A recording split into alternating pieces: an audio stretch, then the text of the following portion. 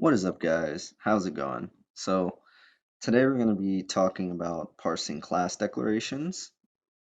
I'm going to start here and I'm just going to create a class called chair and I'm going to show you guys how to parse it. So, before we actually jump into this, there's one important thing that I want to mention. So, of course, we're going to be starting with parsing our class declaration, and we're at the highest level, but we're going to start getting into a concept that I call either the rabbit hole mentality or the rabbit hole situation.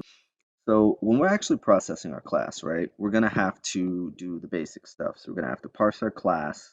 So, we need like this word here, and then like we need an identifier, and then of course we can have our base, and then we can have um, some class as our base class, and then we can have like some interface as our, as many interfaces as we want, and we could just kind of put them in like an array, so we can put like 5 or 6, and we just put commas in between of them.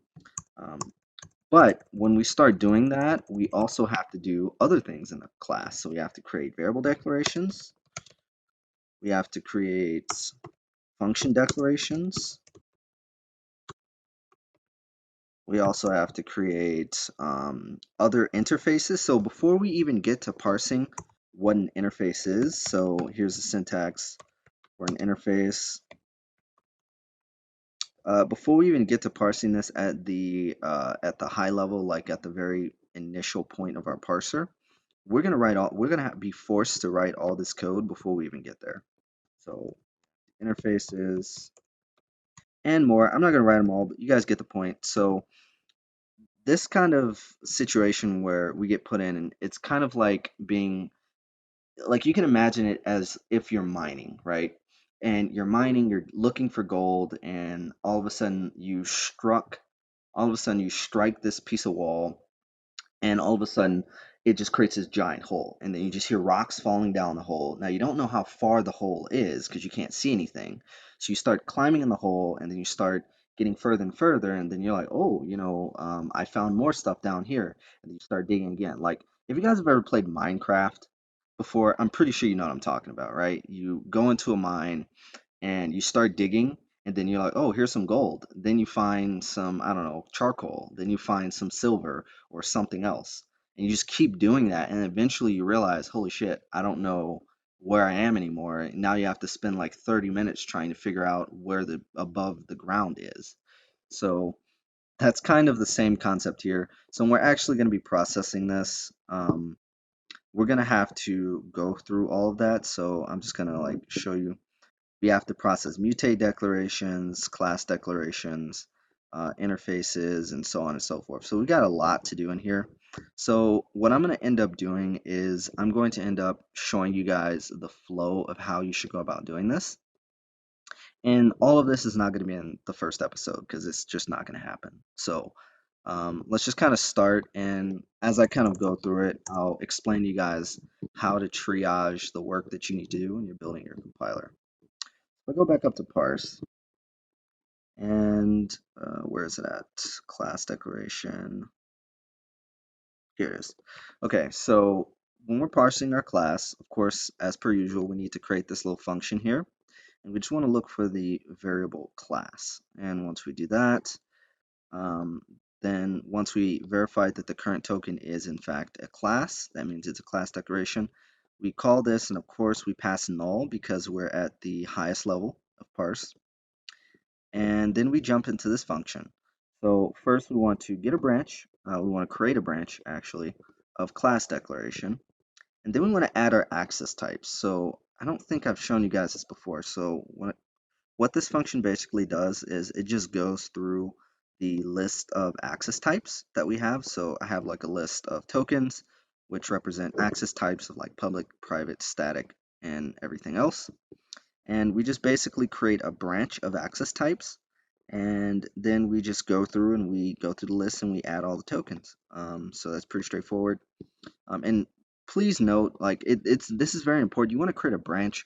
So I made a mistake, or maybe not a mistake, but more of like before, when I used to add access types, I used to add the tokens to the AST in question.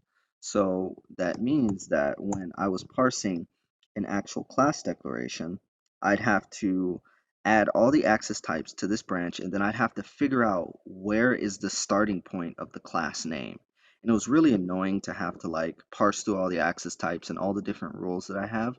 So I put them inside of a branch so that way I know if the user doesn't have any access types before here, it's very easy to just know exactly where the first token is for the name of the class.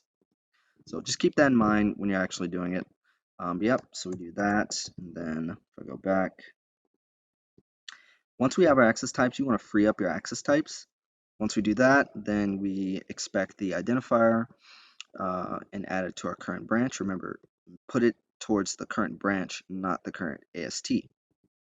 Now we want to create a generic class declaration. So what we're going to do is, I'm actually going to do this. So let's say we have like a generic chair class, and we have a type of T. Now, when we actually process this, we're going to want to actually see if we have this little less than symbol here, then that must mean that the user wants to create some type of generic class. So we want to process that like so. So we want to first change the type. So we want to reset the type of our branch to a generic class declaration. We want to expect the less than symbol, parse an identifier list, and then expect the right hand symbol. So what this does is it's literally just a list of identifiers. So we just create a branch called AST identifier list. We expect an identifier. So at minimum, if the user has this, like the less than and greater than symbol, then we at least need to have one word or one identifier in there. If we don't, then that's going to cause an error. So we at least need one, and then we check for a comma, we peek forward, and we expect a comma, and then we expect an identifier. So hopefully that makes sense. So let's actually see how that looks in the actual compiler. All right, so we can see here with the chair of type T, this is a generic class now. You can see we have an AST generic class. We have our chair and this symbol. You could probably omit this. You probably don't need to have that in there. I guess I didn't omit that one out. Then we have our identifier list. So this is for our actual generic types. We have our T, and of course we have our block, but there's nothing in it. So let's see if I do T, V, K. So if I do like different types, then that is going to return our identifier list is going to have all of those different types in there. And this is very important. You want to keep the commas and the actual words in there as well. We'll see why we need that. That's for mostly on the other side of the compiler. So when you guys are building this, and when you're building your parser, you want to think about effectively like you want to make sure that you're not starving your compiler of information. And what I mean by that is you don't want the compiler to think too hard to try to figure out what's going on. And this will be a lot more clear later on, but you want to provide as much information as possible while also being efficient with memory. So it's a trade-off. You just got to figure out, depending on how complicated you want your language to be, what information you need to provide. So once we do that, we know whether or not it's a generic class, and regardless of whether or not it's a generic class, we can parse base. So some class. So whether it's a generic class or not, every single class can have a base class. So we want to parse that. So we want to say peek forward 1. If that token is equal to base, then we want to expect that, and we want to parse a reference pointer. Now, this is one of those rabbit holes that I was talking about. So we're going to jump into what an actual reference pointer is. So think of a reference pointer as something that references some type of data. So a reference pointer can be like, I don't know, let's say we have here define main. We have our main function, right?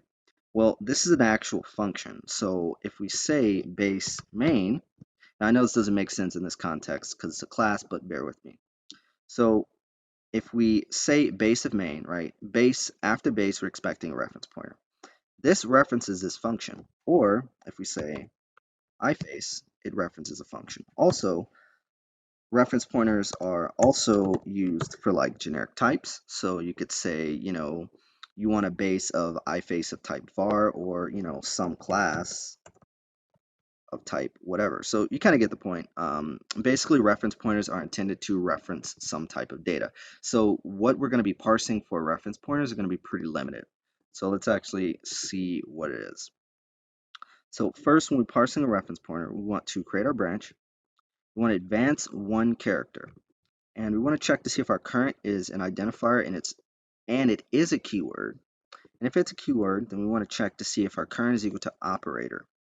And if so, or if it's not equal to operator, if so, then we want to return false, because for reference pointers, you can't have, you know, um, a keyword as an actual, you can't have a keyword as an actual reference pointer, but you can have a reference pointer called operator equals. This is actually a function. So our programming language is going to support operator overloads eventually.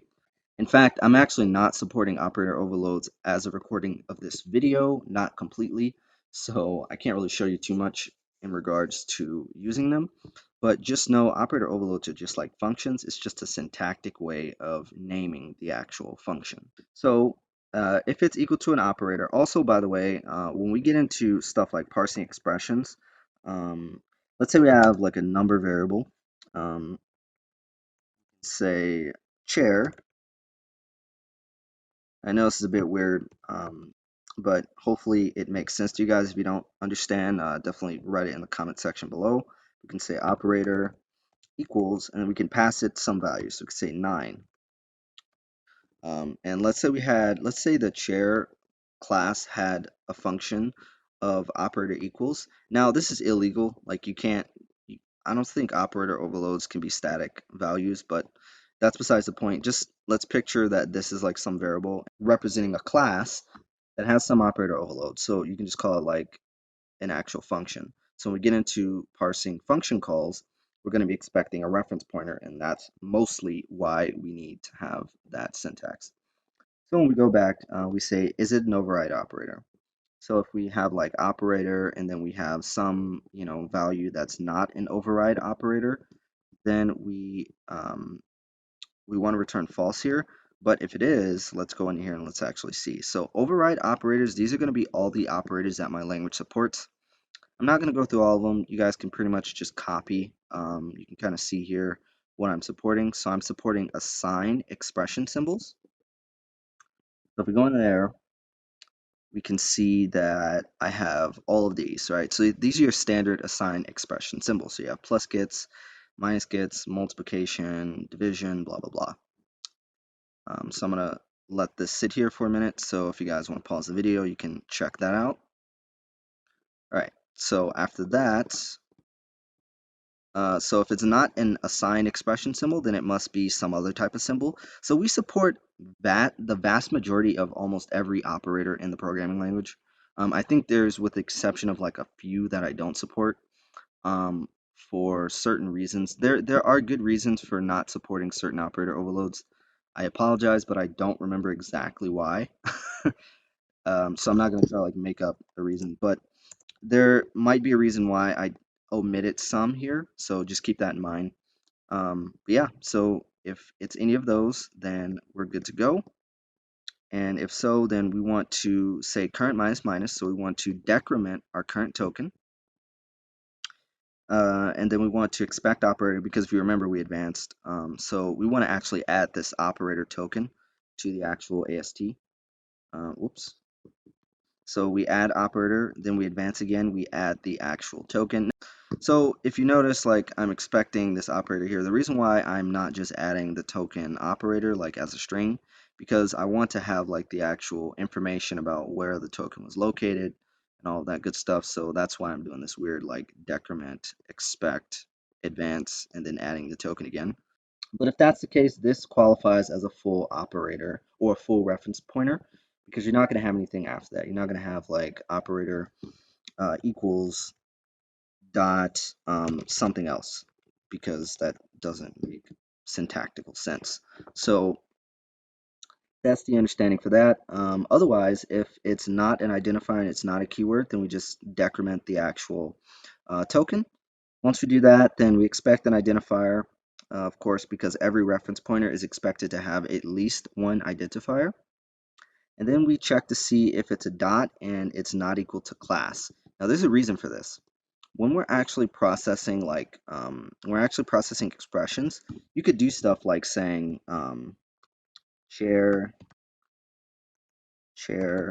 of type var dot class. And what this is just like Java's dot class. So what it does is it'll return whether or not it'll return the actual address of this class, so you can compare, like, is this type of this class, or you get the idea. So that's why we have that. So we need to check to make sure that when we're using this function parse reference pointer, we do not overstep and process an expression.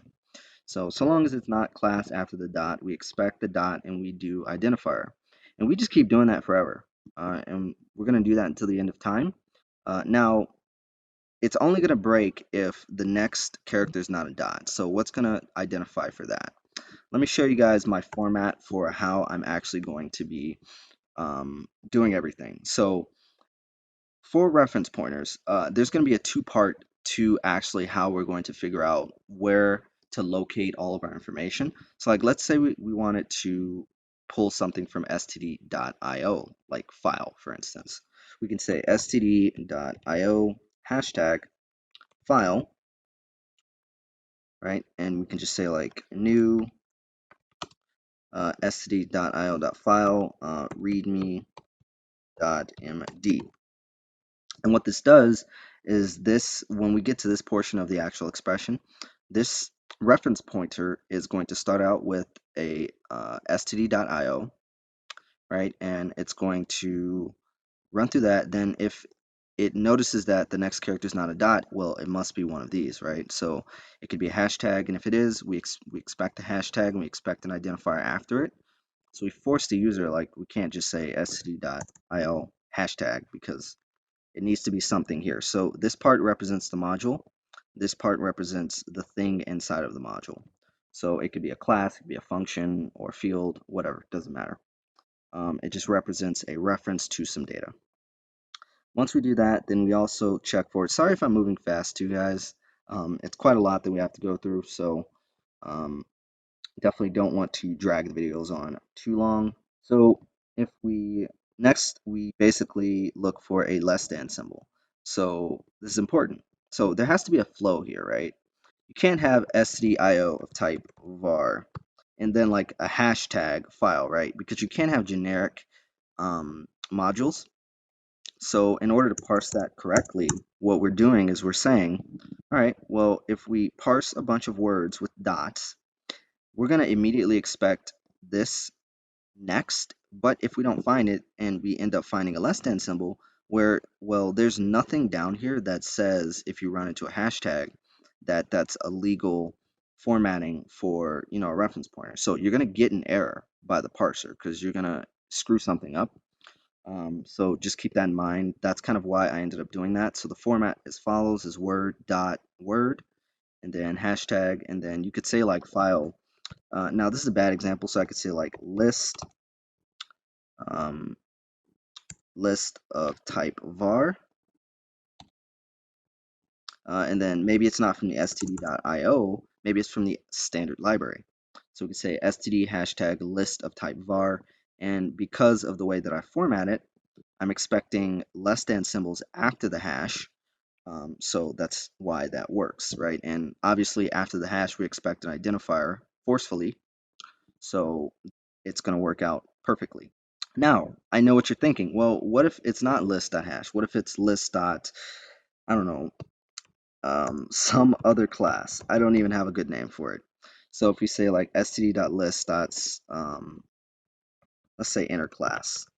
So if we say like std.list.inner class, how does that work? Okay. Well, you skip this, right? So you get the hashtag, you get the identifier, you parse this, and now there's a utype list in here.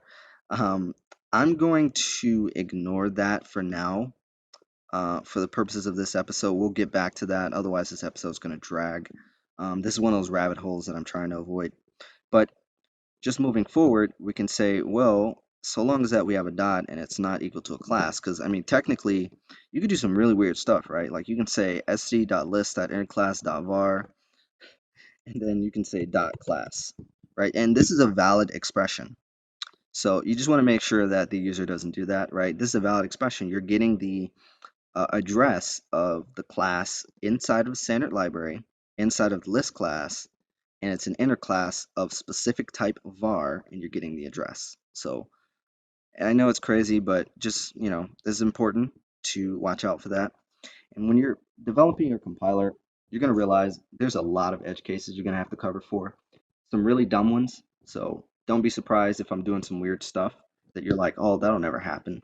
You have to cover every edge case. So just keep that in mind. So we expect a dot. As usual, we expect an identifier, and we just keep looping forever, right? Now, if we ever run into like a less than symbol, well, this will handle it, right? So this handles the case where we have an additional identifier here.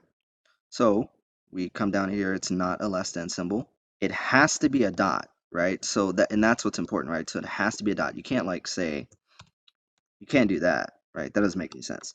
So it has to be a dot. So we process a dot, then we process this value here as an identifier, and then we do this code all over again. And we just parse a U type inside of here. So this is going to represent a U type, and then we can just keep doing that. And what that affords us to do is like some other class of type long or something like that, just whatever. And that this affords us the ability to be able to write some really weird like expressions and classes and stuff. And this gets really complicated to solve on the compiler side, but we'll get into that a little bit later.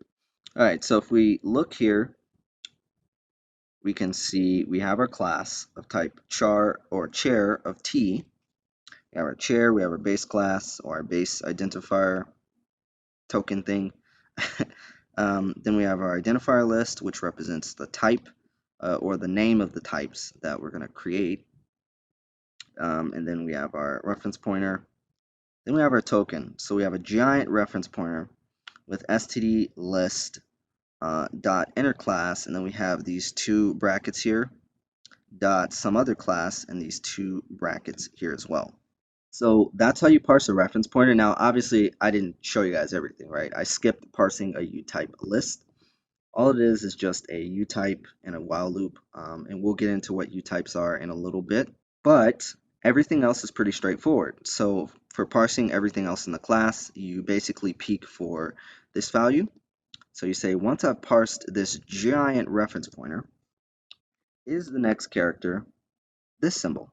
And if it is, all right, well, I'm going to expect that we have some interfaces after this. So some interface, and then we can say comma, another interface, and we can just keep going on forever. So what I'm going to do is I'm going to say, all right, well, if the next token is this, well, expect that token, and then parse a reference pointer list, which is just a list of reference pointers.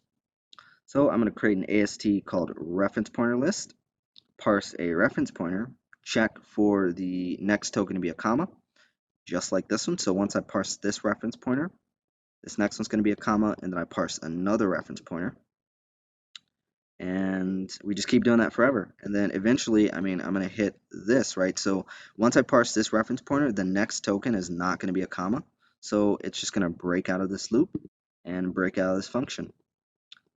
So once we do that, then we parse a class block, and that's it.